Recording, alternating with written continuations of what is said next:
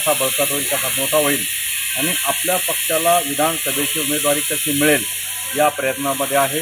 आता बघा, दावा करायला कोणाला का ना नाहीये, कोणी दावा करू शकतं। महाराष्ट्रामध्ये युतीचा धर्म पाळला जाईल आणि ज्या पक्षाला उमेदवारी मिळेल त्या पक्षाचं काम इमानत बारे त्या ठिकाणी करण्यात झालं असेल। मग आता असं काय झालं तर पुढे लोकसभा आहे ना।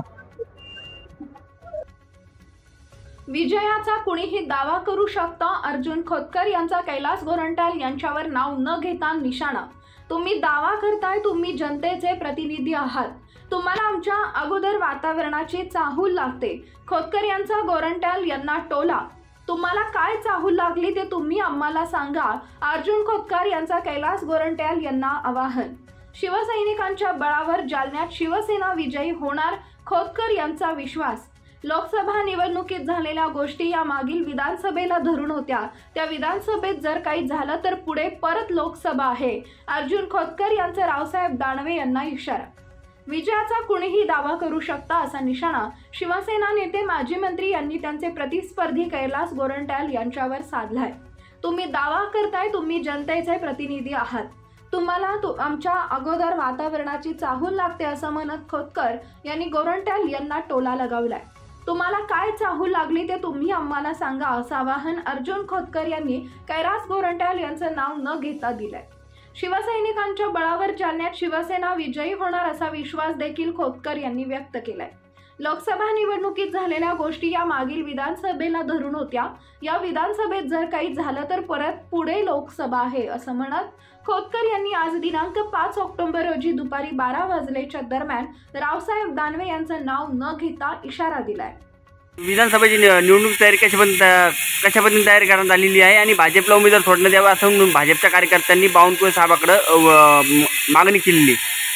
महाराष्ट्र विधानसभेच्या आगामी काळात होणाऱ्या निवडणुकीसाठी या राज्याचं जे काही निवडणूक आयोग आहे हे सुद्धा मोठ्या प्रमाणात तयारी करण्यासाठी लागलेलं आहे। त्याच अनुषंगानं महाराष्ट्रातील प्रत्येक पक्ष आपापला पक्ष कसा बळकट होईल, कसा मोठा होईल आणि आपल्या पक्षाला विधानसभेची उमेदवारी कशी मिळेल या प्रयत्नामध्ये आहे। निश्चितच भारतीय जनता पार्टीच्या वतीनं उद्या 11 वाजता गॅलेक्सी हॉलमध्ये एक सदस्य नोंदणी अभियान या ठिकाणी भारतीय जनता पार्टीचा आम्ही आयोजित केलेला आहे।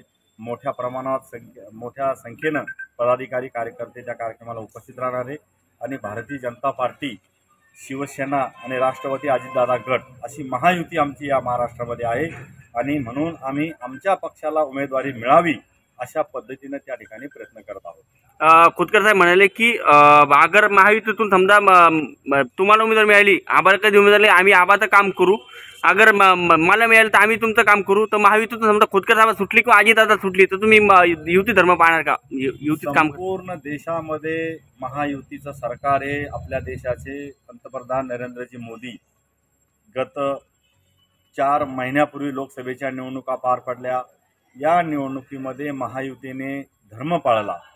त्यावेळेला महायुतीनं बरोबर प्रत्येक पक्षाच्या पदाधिकाऱ्यांनी कार्यकर्त्यांनी महायुतीचं काम केलं।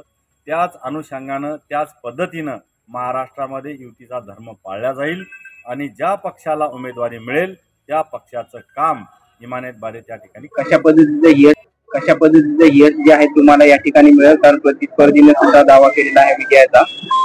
आता बघा, दावा करायला कोणाला का ना नाहीये, कोणी दावा करू शकतं, परंतु तुम्ही गावात फिरताय, तुम्ही सर्व जनतेचे प्रतिनिधी आहात, तुम्हाला कदाचित वातावरणाची चाहूल आमच्या अगोदर लागते। तुम्हाला काय चाहूल लागली तीच तुम्ही आम्हाला सांगा। त्यामुळं आणि ते त्यांनाच सांगा काय हवाय म्हणून कोणाची। त्यामुळे मला असं वाटतं की पूर्णतः हे सर्व शिवसैनिक आता खडबडून जागे झालेले आहेत। या शिवसैनिकाच्या बळावरती इथं 100% शिवसेना विजय होणार।